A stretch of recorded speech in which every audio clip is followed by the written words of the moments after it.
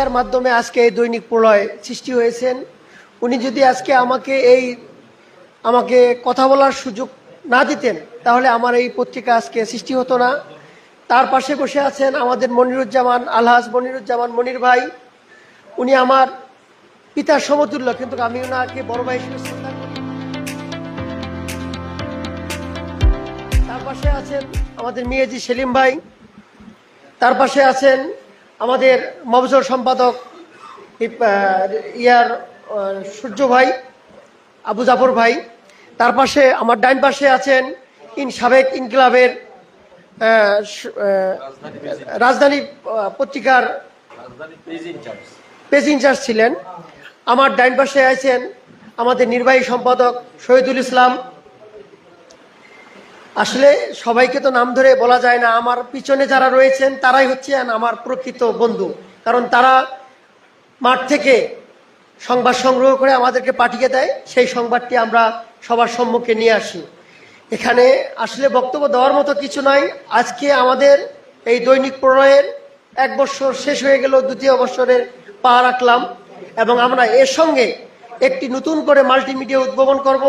আপনারা সবাই আসছেন, আমরা এই মাল্টিমিডিয়া উদ্ভাবন করব আপনাদের মাধ্যমে, আপনারা দেখবেন। কিন্তু আমার সবচেয়ে 2টা কথা গুরুত্বপূর্ণ না বললেই নয়। আমাদের যে সাংবাদিকতার যে সংবাদ কর্মীরা মাঠে থাকে তাদের সবচেয়ে জীবনের ঝুঁকি থাকে, কারণ তারা মানুষের পিছে লেগে লেগে সংবাদ সংগ্রহ করে। সেই সংবাদ সংগ্রহ করতে গিয়ে সত্যটা লিখতে গিয়ে সবার শত্রু হয়ে দাঁড়ায়।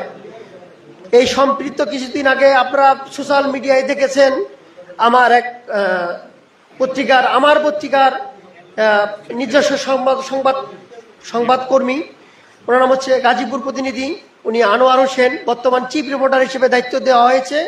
তাকে জনসম্মুখে পুলিশের সামনে পা থেতলিয়ে দেওয়া হয়েছে। এই পা থেতলিয়ে দেওয়ার কারণে আমরা প্রতিবাদ জানার কারণে আমার বাড়ি, আমি সম্পাদক, আমার ওয়াইফ সম্পাদক, আমি ভারপ্রাপ্ত এবং আমি প্রধান সম্পাদক, এই পুলিশ কমিশনার আমাকে আমার গ্রামের বাড়িতে পুলিশ পাঠিয়েছে। আমি কেন আনোয়ারকে আমার পত্রিকা থেকে বাতিল করা যাবে না, এবং আমার নির্বাহী সম্পাদককে 1000 বার ফোন দিয়েছে। আমি আইজি সাহেবের সঙ্গে কথা বলেছি, আমি প্রধান যে বর্তমান পুলিশের যিনি জাহাঙ্গীর সাহেব ছিলেন উপদেষ্টা মণ্ডলী, আমি তার সঙ্গে কথা বলেছি যে আমার একজন সংবাদকর্মী যদি আমি এই মুহূর্তে ছেড়ে দিই তাহলে সে তো আপনারা মারার বুদ্ধি করেছেন। সে সত্য কথা লিখেছে, যদি কোনো কিছু হয় আপনি আমার নামে লিখতে পারেন, আমার নামে কেস করতে পারেন, আমি চ্যালেঞ্জ করব, এটি মিথ্যা। তো বর্তমান সমাজে সবাই একটু সচেতন হয়ে সৎ এবং নিষ্ঠার সঙ্গে সংবাদ দিবেন। আমার কথা হচ্ছে, আমার পত্রিকায় যত বড় দুর্নীতিবাজ হোক না কেন আমি পত্রিকায় লিখব, এতে যদি আমার জেল খাটতে হয় জেল খাটবো। আপনারা সংবাদ সংগ্রহ করে আমাকে দিবেন, আমি পত্রিকায় ছাপাই দেবো। আমি আপনাদেরকে প্রতিশ্রুতি দিচ্ছি, আমি নিজেকে অনেক সাহসী মনে করি। আমাদের সিনিয়র এক ভাই বলেছিলেন, রাজধানীর ইনচার্জ যিনি ছিলেন, তার একটু গল্পটা আমি বলি। আমি ময়মনসিংহে প্রায় দিনে যাই, বৃহস্পতিবার হলে ময়মনসিংহ যাই, কিন্তু যখন আমি রাজলক্ষ্মী পর্যন্ত যাই তখন দেখি রাস্তায় প্রচণ্ড জ্যাম। আমি কন্ট্রোল রুমে ফোন দিই যে আমাকে 10 মিনিটের জন্য রাস্তা ক্লিয়ার করে দেওয়া হোক। আপনি কে বলছেন? আমি সাধারণ জনগণ বলছি, আমার অধিকার আছে। এই রাস্তাটা কেন, কি কারণে যানজট, কেন যানজট হবে? এখানে ভিআইপি সিআইপি, আমরা কি ভিআইপি না? আমরা তো নিয়মিত ট্যাক্স দিই, কেন হবে না? তবে ওনার কথা সত্য, যদি সাহস নিয়ে কথা বলতে পারেন আমাকে 10 মিনিটের রাস্তা ক্লিয়ার করে দেয়, আমি চলে যাই। আপনারা এরকম সাহসী হন। সবাইকে স্যার না, সবাই ভাই ভাই, স্যার বলতে কোনো কথা নাই। আমার প্রশ্ন হচ্ছে, স্যার বলতে কোনো কথা না, সবাই আমরা ভাই, আমরা নিজেরাই।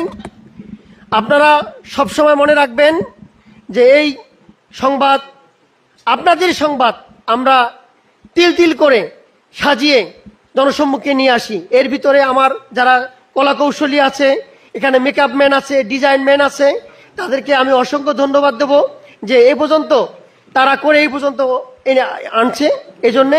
এবং আপনারা একটু অপেক্ষা করবেন, আমরা মাল্টিমিডিয়া উদ্ভাবন করব, এই আশাবাদ ব্যক্ত করে সবাইকে, সকল সাংবাদিকদের শুভেচ্ছা জানিয়ে আমার বক্তব্য শেষ করছি। খোদা হাফেজ। বাংলাদেশ জিন্দাবাদ, দৈনিক প্রলয় জিন্দাবাদ। আগামী বছর এরকম সঙ্গে দেখা হবে। আপনারা সবাই বেশ ভালো থাকুন, সুস্থ থাকুন।